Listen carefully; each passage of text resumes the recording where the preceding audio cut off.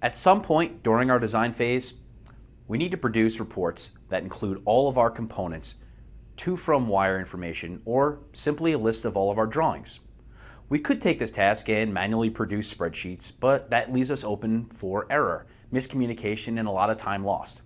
So to help alleviate that, SOLIDWORKS Electrical collects all of that information we've already put into our schematics to generate reports directly within the software.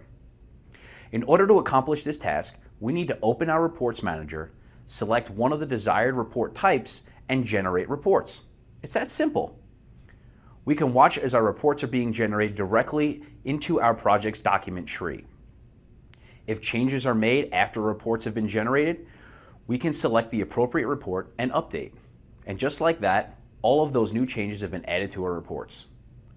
Furthermore, these reports are also customizable.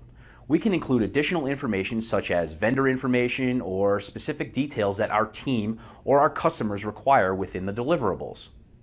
From here, we can export our reports with various print options, generating a PDF or even into one of those beloved spreadsheets.